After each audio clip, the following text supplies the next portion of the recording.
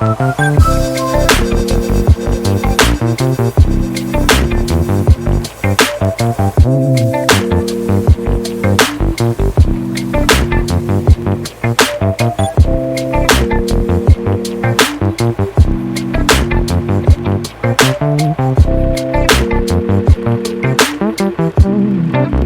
hello there and welcome to Chugging Along with me, Tim. And I'm Sam.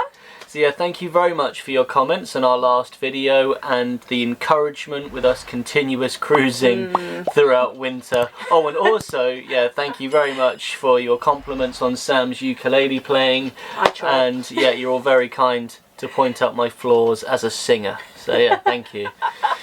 And thanks once again to everyone, because we've also reached 4,000 subscribers on our channel, and for us, we can't really believe it. You know, it's great to see there are so many of you out there who are supporting us on our journey and are just genuinely interested in seeing what we get up to on Marielle. So thanks so much. Thank you. But for today's video, we're actually doing this video from a spot that we weren't in last time we did our previous video.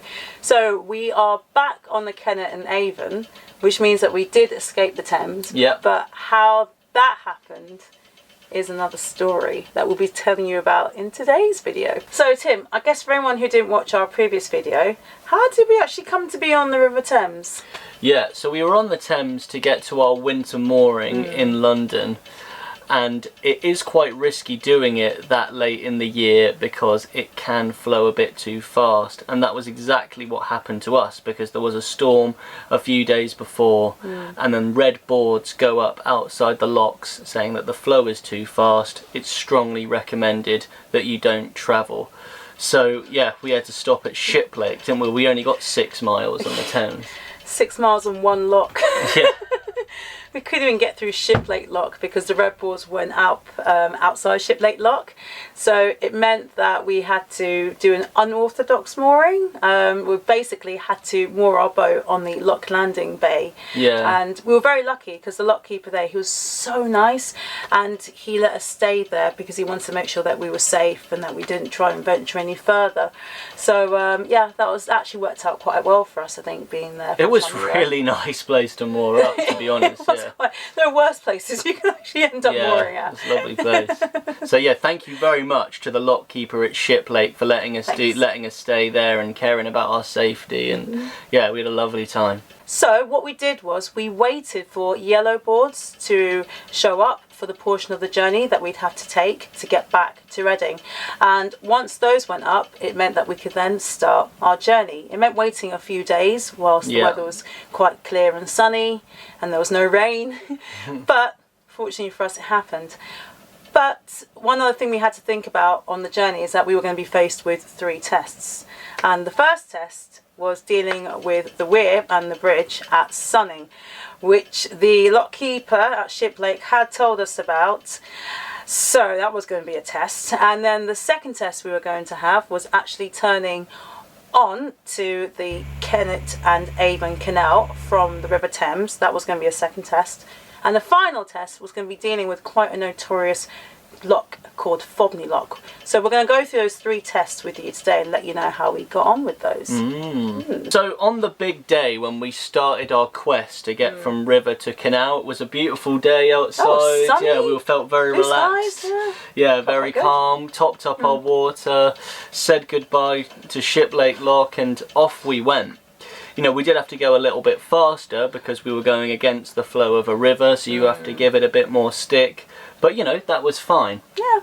Until we came up to the big challenge of going through Sonning Bridge. Now, Sonning Bridge is one of those beautiful bridges that go over the Thames with lots of arches to get through, and it's right next to a weir, and they say that boats must go through the middle arch. So yeah, you're looking at that thing, and it's not really that big, to be honest with you, to get through. With the weir, you could just see it frothing and bubbling away. But yeah, it really was scary, and we were particularly told to be careful. So okay, let's just do it. So you have to go as fast as you can to sort of power through the stream. So we're going really fast, and it seemed to be going all right, but then the stern got caught by the flow, and suddenly we just sort of turned, and we were going full power almost sideways on right into the side of the arch of the bridge, and I thought it was all over at that point. I had said my prayers, I said good night home. It's a lot more than just that, actually. Well, yeah, I might have said more. I might have said, oh shit. What did you think at that moment? Well, I mean, my perspective of it was a bit different because I was actually filming that section of the journey. So she was thinking this is going to get a lot of views on YouTube, probably. Yeah, I did. Yeah, obviously, I thought that too. But at the same time, I was looking at it through a phone. So I guess my perception of how dangerous it was and how much risk there was at that time was a bit different to yours. Yeah, I see. Because you were at the helm. Yeah. But then once you said the unsavoury word, I then realised that actually it was a bit more of a so we were going, situation. so we were going, you know, straight to the crash zone, and then the only thing I could think to do was just stick it in full reverse, and then we started going backwards, and then I don't know if it was just the weir or the flow or nature or me spinning the tiller or something like that. I went full forwards again, and then we were just going in the right direction, sort of blacked out, thinking, okay, what's the damage, and then nothing happened. No, it was fine. We came through that unscathed, and that felt good, to be honest with you. Definitely gave us a bit of a thrill early on in the morning. So after we had that little bit of a thrill-seeking adventure going through Sonning Bridge and the weir, to be honest, it was pretty uneventful. We went through Sonning Lock and that was fine. The lock keeper was there and he closed the gates for us so I could get back on the boat. And after Sonning Lock, as you go up towards the Kennet mouth on that stretch, to be honest, I mean, the water was probably as high as it had been when we went through it before. Yeah. So we didn't feel that there was a massive difference. And it didn't really feel any more flowy than it had been when we went on it before. True. So again, it was quite uneventful. We felt quite calm and quite okay, I think, going through that stretch, really. And we were just relieved to see the outskirts of Reading town, I Because we suppose. knew that meant canal was there. It meant it's just within our grasp. It was so close. And we were quite surprised because we saw a boat that looked like it was floating on the bank of the Thames, and we thought maybe it'd come loose through the storms or as a result of that, as we didn't really know what happened.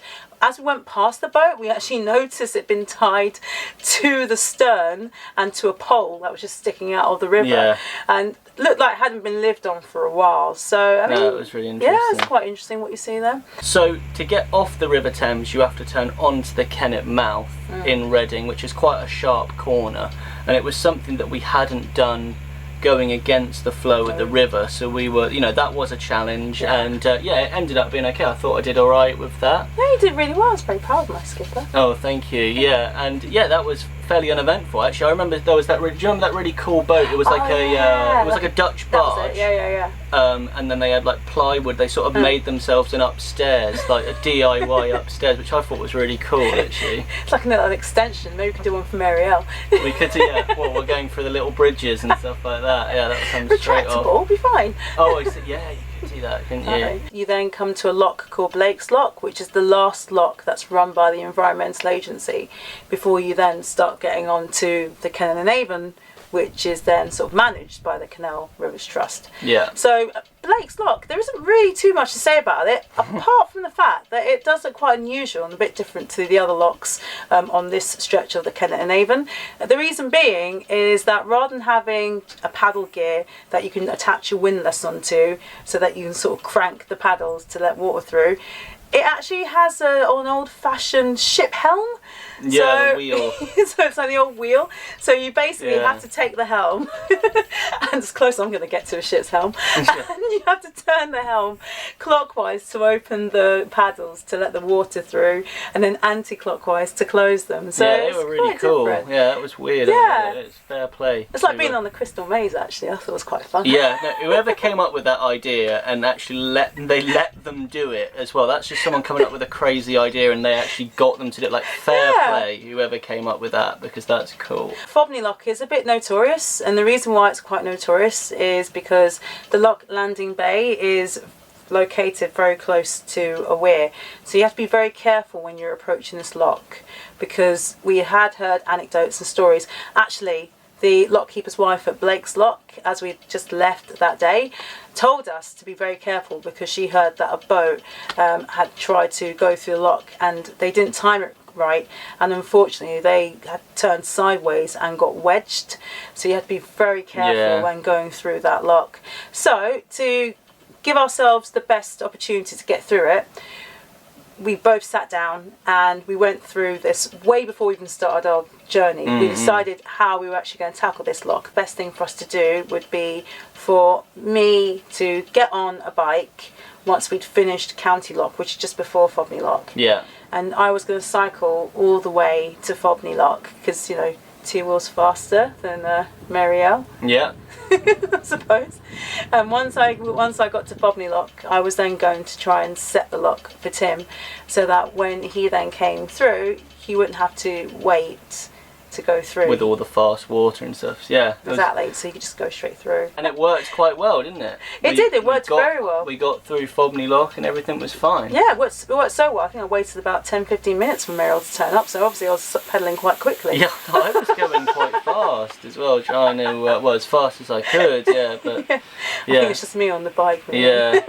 After making it through Fobney Lock, there is a long stretch of metal pilings, the water is extremely calm, and there you have officially made it back onto a very canal-y canal again, and we were safe, weren't we? We were safe. So we were sat there, you know, with our lovely mooring and reminiscing on what a crazy time we had had through a medium that we know quite well called music, baby.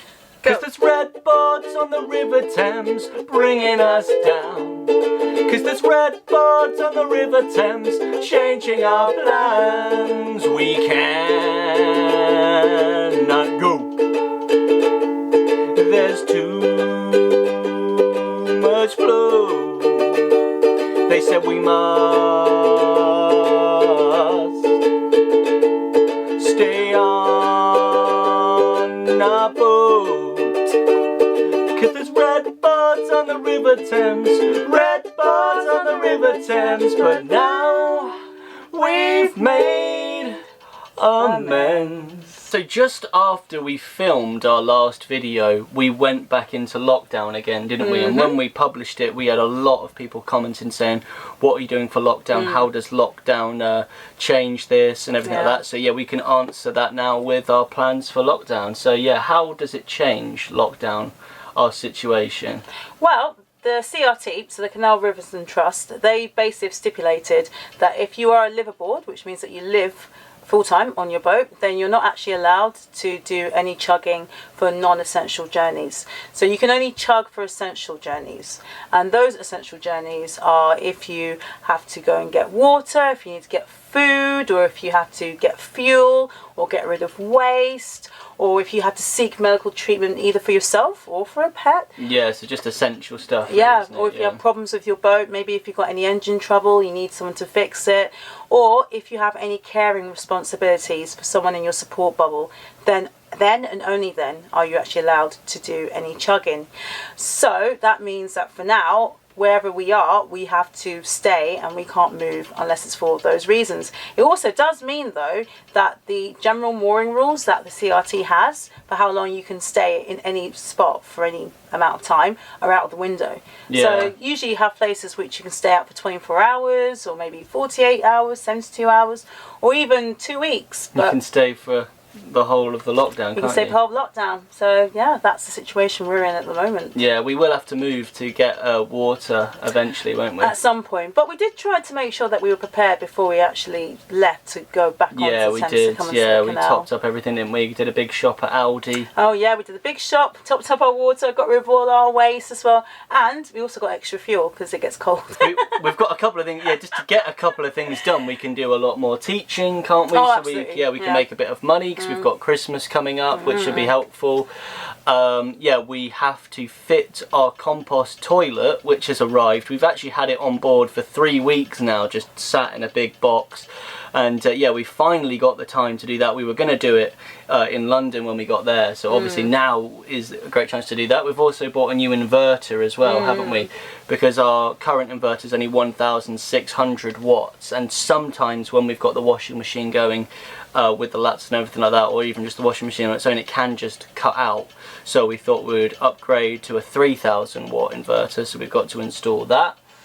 And yeah, what else? No, I think that's it pretty much. And yeah, with regards to the Simplu, so basically it means potentially goodbye Mr. Thetford C200. Oh, yes. Yeah, that's right, actually. Yeah, maybe we could do a giveaway for our old Thetford C200. Maybe there's We'll clean it up first. Yeah, I know, I'm just joking. There will be no giveaway, yeah, off our old toilet, yeah.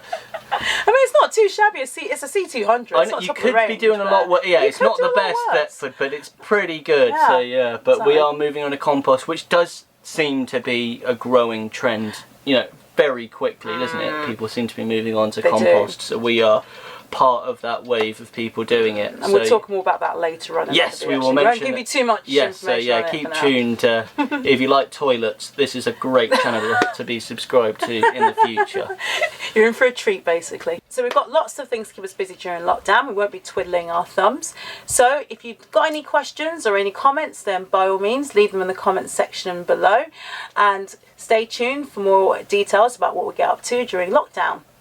So yeah, thank you very much for watching all the way through this video, guys. And remember, no matter what you do in life, you have to keep chugging.